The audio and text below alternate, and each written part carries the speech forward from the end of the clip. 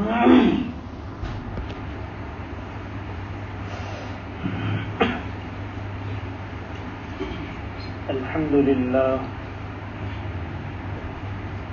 لله وكفى وسلام على عباده الذين اصطفى أما بعد فأعوذ بالله من الشيطان الرجيم بسم الله الرحمن الرحيم يا أيها الناس إن وعد الله حق فلا تغرنكم الحياة الدنيا ولا يغرنكم بالله الغرور وقال رسول الله صلى الله عليه وسلم حب الدنيا رأس كل خطيئة أو كما قال عليه الصلاة والسلام صدق الله العظيم وصدق رسوله النبي الكريم ونحن على ذلك لمن الشاهدين والشاكرين والحمد لله رب العالمين.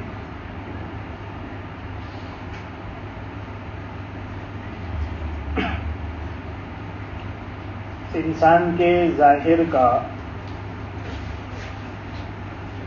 پورا تعلق اس کے باطن سے ہے.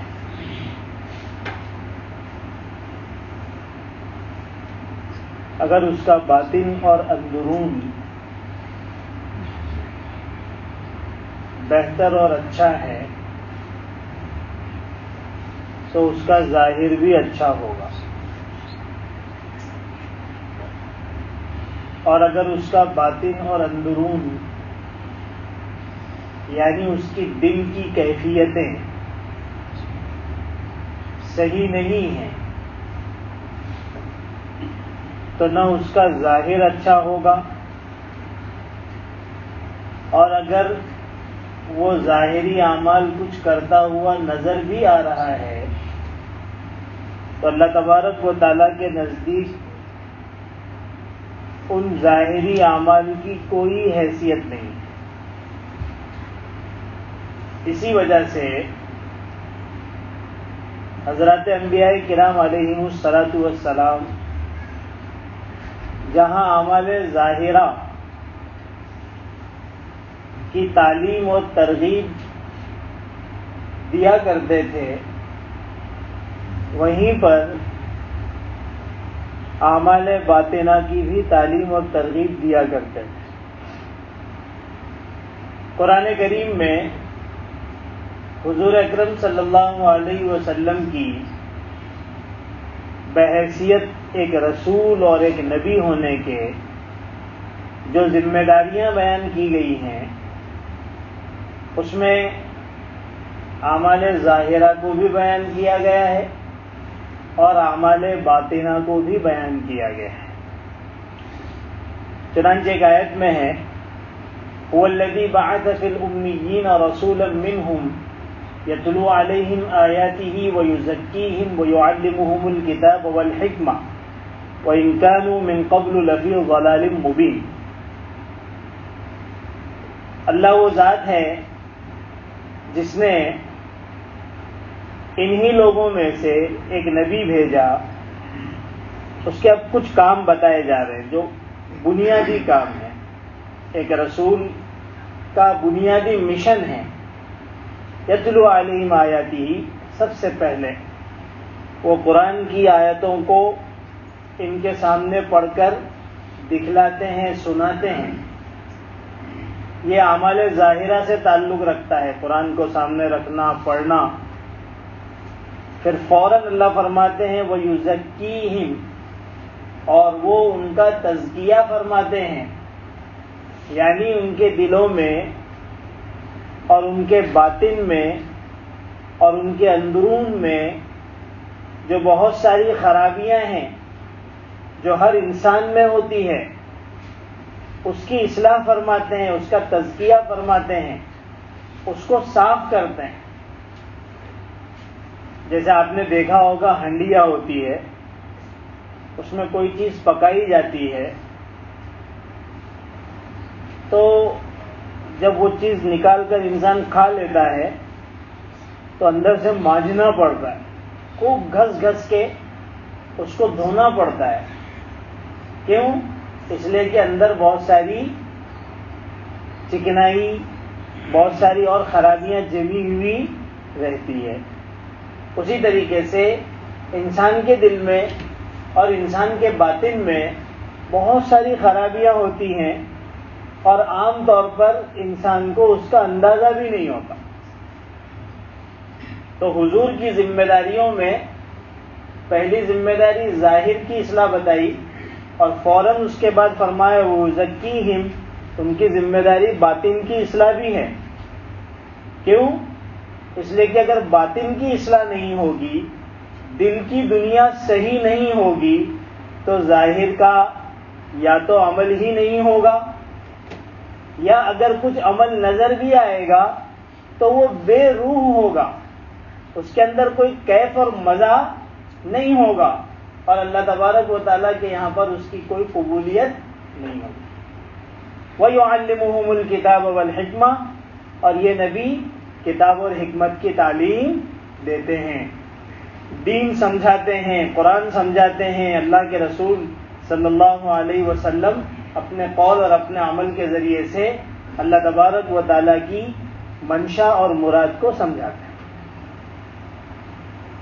باطن کی خرابیاں کیا کیا ہیں؟ ویسے تو بہت ساری باطن کی خرابیاں ہیں جو انسان کے دل میں بھری ہوئی ہوتی ہے، اور جب تک اس کی اصلاح نہ کرائی جائے عام طور پر دل کی یہ برائیاں نکلتی نہیں۔ جس طریقے سے مانجنے سے برتن صاف ہوگا اور پرانا سونا اور زیور آپ کو سونار کو دے کر اس کو صاف کروانا ہوگا، اسی طریقے سے باطن کی جو خرابیاں ہیں وہ بھی کسی سونار، یعنی دین کا جو سونار اور جو نیک لوگ ہیں ان کے ذریعے سے ہی صاف ہوتا ہے۔ اور یہ سلسلہ حضور اکرم صلی اللہ علیہ وسلم کے زمانے سے چلتا ہوا آ رہا ہے، اور آج بھی چل رہا ہے کہ ہم اللہ والوں کی صحبت میں جاتے ہیں، ان کی زیارت کرتے ہیں، ان کی اچھی باتوں کو سنتے ہیں، ان کی نصیحتوں کو جو ہے وہ سنتے ہیں، حاصل کرتے ہیں، تو اس کی وجہ سے ہماری دل کی دنیا بدلتی ہے۔ خربوزے کو دیکھ کر خربوزہ رنگ بدلتا ہے۔ آپ جس کی صحبت میں رہیں گے اس کا اثر تو انسان لے گا۔ اچھوں کی صحبت میں رہیں گے، اچھی عادتیں زندگیوں میں آئے گی، بروں کی صحبت میں رہیں گے، یقیناً بری عادتیں ہماری زندگی میں غیر محسوس طریقے سے آ جائے گی، آپ کو پتہ بھی نہیں چلے گا، اور ہم اس جیسے بننا شروع ہو جائیں گے۔ اسی وجہ سے ہم کو جو تعلیم دی گئی ہے وہ کیا ہے؟ علیکم بمجالس العلماء، نیک لوگوں کی، اہل علم کی، قرآن اور حدیثوں کے جاننے والے لوگوں کی صحبتوں کو اختیار کرو۔ جو عبادت گزار ہیں ان کی صحبتوں کو اختیار کرو، جن کے دل میں دین کی محبت ہے، جو دین کی محنت کرتے ہیں، ان کی صحبت کو اختیار کرو تاکہ تم میں وہ ساری صفات اندر آئیں۔ اور ہم کو تعلیم دی گئی ہے کہ بہت زیادہ بازار والوں میں اور بازار میں اور دنیا داروں میں مت رہو، کیونکہ غیر محسوس طریقے سے پھر دنیا کی محبت دل میں پیدا ہو جائے گی۔ جیب میں بھلے کچھ نہیں ہوگا لیکن تذکرے صرف دنیا ہی دنیا کے ہوں گے۔ پوری زندگی گزر جاتی ہے، حاصل کچھ نہیں ہوتا، لیکن صرف دنیاوی تذکروں کے اندر انسان کی زندگی ضائع ہو جاتی ہے۔ تو بہرحال بہت ساری بیماریاں ہیں جن کا تعلق دل سے ہوتا ہے، جو انسان کے دلوں میں بسی ہوئی رہتی ہے۔ جیسے مثال کے طور پر دنیا کی محبت ہے، یہ ایک ایسی بیماری ہے جو تقریباً ہر انسان کے دل میں ہے، اور وہ ہے دنیا کی محبت، کہ انسان دنیا ہی حاصل کرنے کے بارے میں سوچتا رہتا ہے، دنیا ہی کے رتبوں کو حاصل کرنے کی فکر میں رہتا ہے، دنیا کی دولت زیادہ سے زیادہ جمع کرنے کے کوشش میں لگا رہتا ہے۔ اس کی ساری فکروں کا جو محور ہے، جو مرکز ہے، وہ دنیا ہے۔ رات کو سو رہا ہے تو دنیاوی فکر کو لے کر سو رہا ہے، دن میں اٹھ رہا ہے تو دنیا کے پلاننگ کے ساتھ اٹھ رہا ہے، قدم چل رہا ہے، دنیا اس کے دماغ کے اندر سوار ہے۔ ایک فکر کا عالم ہے کہ کس طریقے سے میں زیادہ سے زیادہ دنیا حاصل کروں۔ یہ ہے دنیا کی محبت۔ اور اس کے بالکل بالمقابل جو چیز ہے وہ ہے دنیا سے بے رغبتی، جس کو ذوق کہا جاتا ہے۔ دنیا سے بے رغبتی، بے رغبتی کا مطلب فقیر اور درویش ہونا نہیں ہے۔ جیسے دنیا کی محبت والا ہر آدمی دولت مند نہیں ہوتا، بلکہ میں تو سمجھتا ہوں اکثر فقیر اور غریب ہی ہوتے ہیں، حاصل کچھ نہیں ہوتا۔ اسی طریقے سے دنیا کے ذوق اور دنیا سے بے رغبتی کے لیے فقیر ہونا ضروری نہیں، بڑے سے بڑا پیسے والا بھی ظاہر علی دنیا ہو سکتا ہے، دنیا سے بے رغبت ہو سکتا ہے۔ کیوں؟ اس لیے کہ دنیا کا ملنا اور نہ ملنا یہ تو آپ کے مقدر سے ہے، اللہ نے جو طے کر دیا وہ ملنا ہے، اور جو آپ کے نصیب میں نہیں وہ کبھی نہیں ملے گا، چاہے آپ اس کے پیچھے اپنی صلاحیتوں اور اپنی فکروں کو لگائیں یا نہ لگائیں۔ اور اگر دنیا کا آپ کے نصیب میں ملنا لکھا ہے، دیکھیے یہ نصیب کی بات چل رہی ہے، محنت کرنا نہ کرنا اس بارے میں بات نہیں کر رہا ہوں۔ تو اگر آپ کے نصیب میں لکھا ہے دنیا کا ملنا تو وہ مل کے رہے گا، چاہے آپ اس کی فکروں میں لگے رہیں یا نہ رہیں، وہ تو ملنا ہے۔ جس چیز سے منع کیا گیا جو انسان کے لیے زہر ہے وہ ہے دنیا کی محبت، یعنی ہمیشہ دنیا ہی کی فکر میں لگے رہنا، دنیا ہی کے دھندوں میں لگا رہنا کہ اب اس کی نہ کوئی دوسری فکر ہے اور نہ اس کے سامنے محنت کا کوئی دوسرا میدان ہے، کہ بس اسی میں لگا ہوا ہے۔ ویسے دنیا کا اصول ہے اور دنیا اپنے ہی اصول پر چلتی بھی ہے۔ دنیا کا کیا اصول ہے؟ من جد وجد، جو محنت کرے گا وہ پائے گا۔ تو اپنی صلاحیتوں کو لگائیں گے اور اسی کے پیچھے لگے رہیں گے تو کچھ نہ کچھ تو مل ہی جائے گا، کچھ نہ کچھ تو مل ہی جائے گا۔ لیکن وہ جمع کر کے کیا ہوگا؟ تو اللہ فرماتے ہیں یا ایھا الناس ان وعد اللہ حق، اے لوگوں اللہ کا وعدہ حق ہے، یعنی کس چیز کا؟ موت کا۔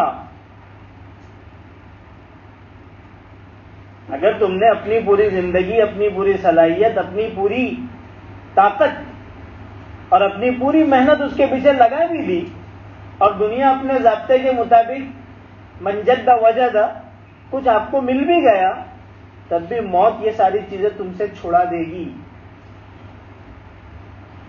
تو اللہ تعالیٰ کے سامنے کیا لے کے جاؤں گے؟ اور اللہ تبارک و تعالیٰ کے سامنے اپنی زندگی کا حساب کیا پیش کرو گے؟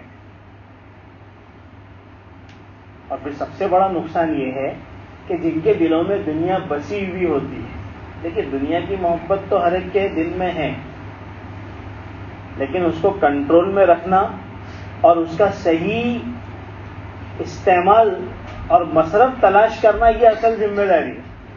آپ کہیں گے اس کی کیا دلیل ہے کہ دنیا کی محبت ہر ایک کے دل میں ہوتی ہے؟ حضرت عمر رضی اللہ تعالیٰ عنہ کی خلافت کا زمانہ ہے۔ حضرت عمر سے بڑھ کر زاہد کون ہوگا؟ دنیا سے بے رغبت کون ہوگا؟ اور دنیا کی حقیقت کو جاننے والا کون ہوگا؟ کہ جو اپنے خلافت کے زمانے میں جو روٹی کھا رہے ہیں وہ اس قسم کی ہے کہ اسی زمانے کے ایک صاحب جب وہاں پہنچے اور ان کے ساتھ کھانے کے لیے بیٹھے تو چبا نہیں پائے۔ تو اس سے زیادہ بے رغبتی کیا ہوگی؟ خلیفہ ہیں، آدھی دنیا کی سلطنت ان کے ہاتھوں میں ہے، اور جب خطبہ دینے کے لیے کھڑے ہوئے ہیں تو کپڑے میں کئی پیوند لگے ہوئے ہیں، بلکہ کپڑے میں چمڑے کے پیوند لگے ہوئے ہیں۔ ویسے آج کل کے لوگ ان سے بھی زیادہ دنیا سے بے رغبت ہوئے کہ پھٹی ہوئی پینٹیں پہن رہے ہیں. آج لوگ کہہ سکتے ہیں کہ انہوں نے تو پیون بھی لگایا تھا، ہم تو پیون بھی نہیں لگاتے.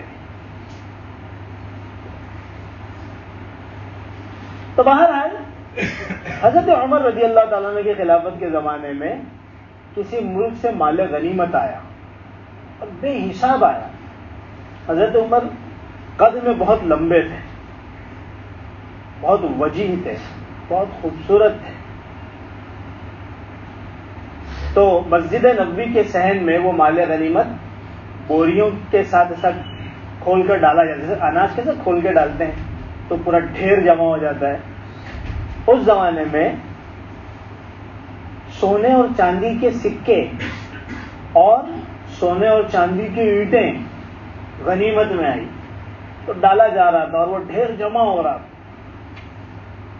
حدیث کی کتابوں میں آتا ہے کہ اتنا ڈھیر جمع ہو گیا کہ حضرت عمر اس کے پیچھے چھپ گئے. بہرحال یہ مال غنیمت ان حضرات کو حاصل ہوا. اب مال غنیمت کے بارے میں نے آپ کو بتایا تھا کہ دنیا میں مال حاصل کرنے کے مختلف ذرائع ہیں. سب سے زیادہ بابرکت اگر کوئی مال ہے تو وہ مال غنیمت ہے جو یہ امت چھوڑ چکی ہے صدیوں سے. دوسرے نمبر پر تجارت، تیسرے نمبر پر زراعت اور چوتھے نمبر پر ہے ملازمت اور نوکری. چوتھے نمبر پہ اس وقت امت آئی ہوئی ہے، سب لوگ نوکریاں کر رہے ہیں.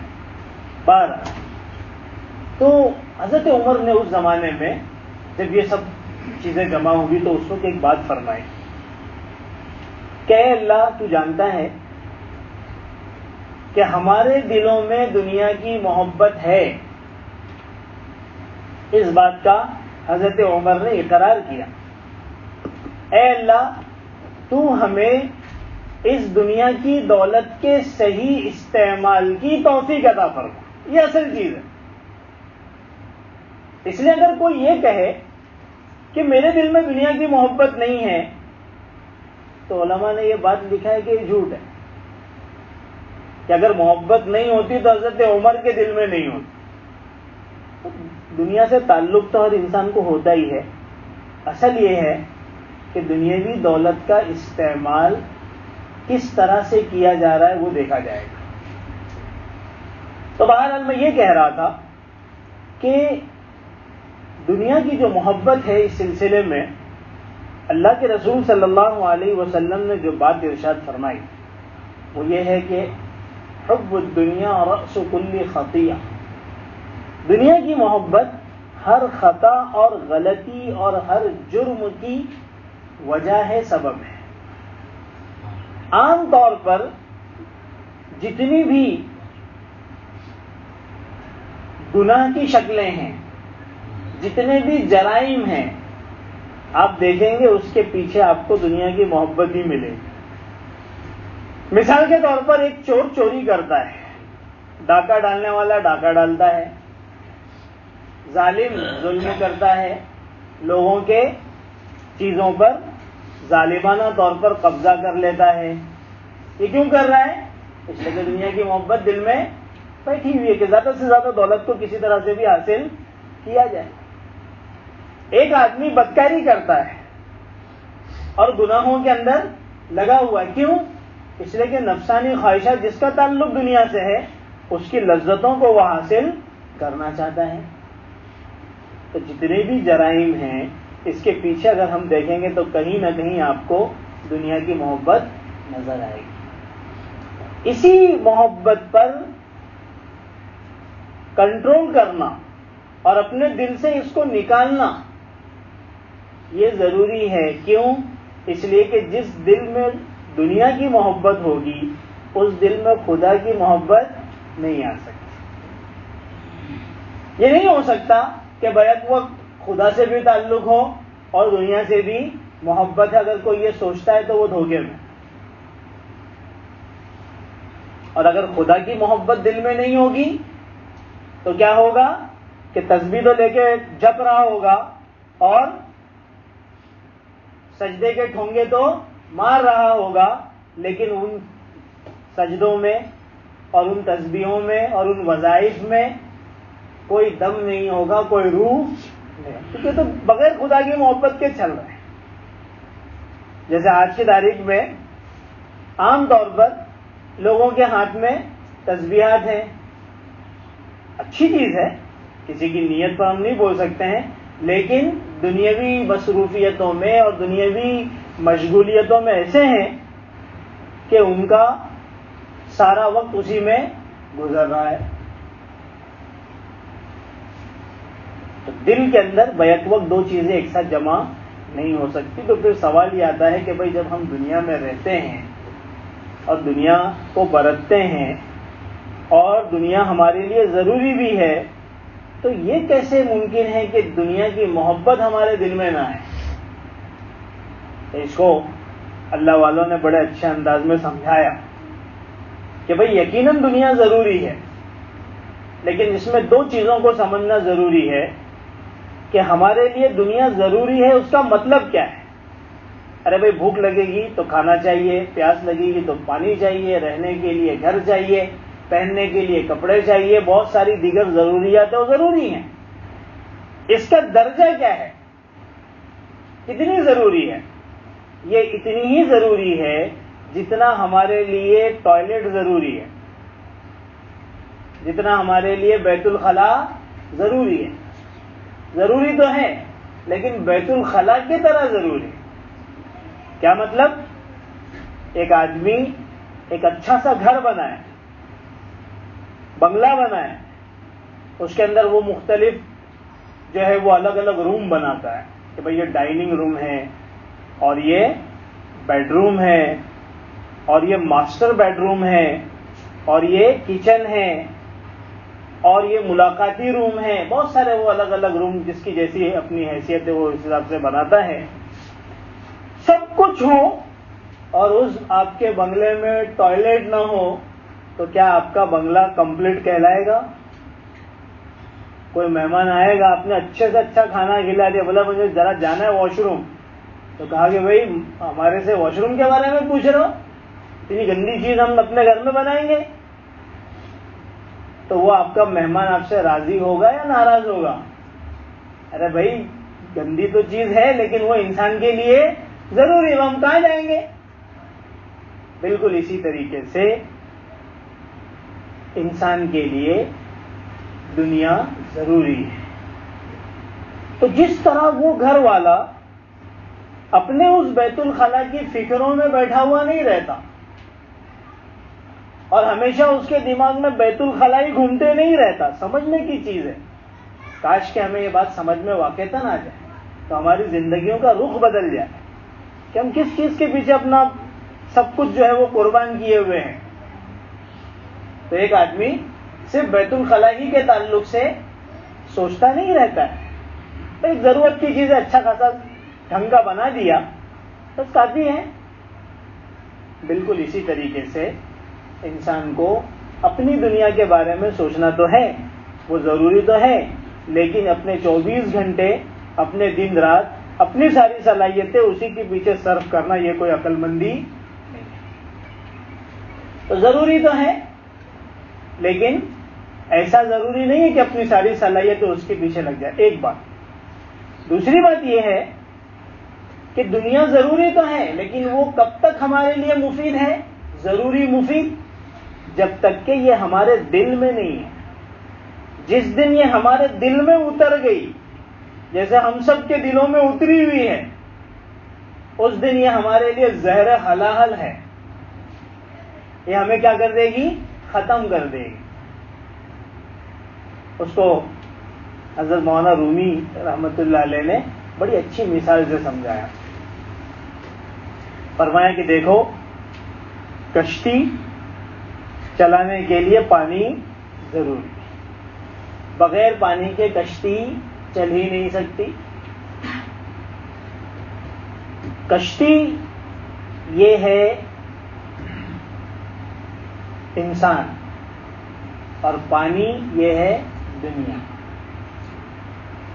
تو جس طرح انسان کی زندگی کو چلانے کے لیے دنیا ضروری ہے، اسی طرح سے کشتی کو چلانے کے لیے بھی پانی ضروری ہے. اب یہ کشتی جب ندی میں اور جب سمندر میں اترے گی اور جب چلے گی تو یہ پانی جب تک اس کے نیچے ہے، پانی جب تک اس کے دائیں اور بائیں ہیں، پانی جب تک اس کے آگے اور پیچھے ہے، تب تک تو اس کشتی کے لیے مفید ہے کہ کشتی برابر اپنی منزل کی طرف رواں اور دواں رہے گی، چلتی رہے گی. لیکن جہاں یہ کشتی کے اندر پانی داخل ہو گیا تو یہ کشتی وہیں پر کیا ہو جائے گی؟ ڈوب جائے گی. بالکل یہی مثال دنیا کی ہے کہ دنیا کے سارے اسباب کہ بھئی گھر بھی چاہیے، گاڑی بھی چاہیے، اور کپڑے لتے بھی چاہیے، کھانے کے چیزیں بھی چاہیے، اور بھی بہت سارے اسباب جو انسان کی اپنی ضروریات میں داخل ہیں، وہ ساری چیزیں ضروری ہیں. کاروبار بھی چاہیے، اچھی نوکری بھی چاہیے، بہت ساری چیزیں چاہیے. تو جب تک یہ ساری چیزیں ہمارے دل میں نہیں اتری ہے، ضروریات نہیں لگی ہوئی ہے، اور ہمارے دل میں اللہ کی محبت ہے، اللہ کا تعلق ہے، تب تک یہ دنیا ہم کو نقصان نہیں پہنچائے. لیکن جہاں یہ ہمارے دل میں اتر گئی تو پھر یہ ہمارے ایمان کو، ہمارے خرمن ایمان کو کیا کر دے گی؟ جلا کر خاک کر دے گی، نقصان پہنچا دے گی. لیکن کسی کی دنیا کی مشغولی کو دیکھ کر ہم یہ فیصلہ نہیں کر سکتے کہ یہ دنیا دار ہے اور اس کے دل میں اللہ کی محبت نہیں ہے. حضور اکرم صلی اللہ علیہ وسلم کے زمانے میں ایک شخص پراگندہ حال میں، بکھرے ہوئے بال اور پراگندہ حال، بیت اللہ کے پردے کو پکڑ کر خوب جو ہے وہ رو رہا ہے اور دعائیں کر رہا ہے. لیکن ظاہری طور پر تو نظر آ رہا ہے کہ بہت زیادہ جو ہے وہ اللہ تعالیٰ سے اس کا تعلق ہے. لیکن اس کے بارے میں فیصلہ کیا ہوا؟ اس کے بارے میں فیصلہ یہ ہوا کہ بھلے یہ رو رہا ہے پردہ پکڑ کر، لیکن یہ ایک سیکنڈ کے لیے بھی اللہ تبارک و تعالیٰ سے اس کا تعلق نہیں ہے. یہ بات اس لیے بتانا ضروری ہے کہ بھئی کسی کی دنیا کی مشغولی کو دیکھ کر ہم فیصلہ کرنا نہ شروع کر دیں. وہ تو بھئی اسی کے اپنے حال، اس کے دل کا حال وہی جانتا ہے. اور ایک صاحب کو دیکھا کہ وہ تجارت میں مشغول ہیں اور ایک سیکنڈ کی ان کو فرصت نہیں ہے، وہ صرف نوٹ گن رہے ہیں. ایک اللہ والے نے دیکھا، دل پر جب اس کی نگاہ ڈالی تو کہا کہ یہ ایک سیکنڈ کے لیے اللہ سے غافل نہیں ہے. ظاہر میں دنیا دکھ رہی ہے لیکن دل اللہ سے غافل نہیں. ایک بہت باریک چیز ہے. یہ تو ہم اپنے لیے اور اپنے سمجھنے کے لیے بات کر رہے ہیں، دوسروں کے اوپر فیصلہ لینے کے لیے نہیں کر رہے. اس سلسلے میں انشاءاللہ اور بھی بہت سی باتیں ہیں. اللہ تبارک و تعالی ہم سب کو دنیا کی محبت سے پاک رکھے اور ہم میں زہد پیدا فرمائے. وآخر دعوانا الحمدللہ.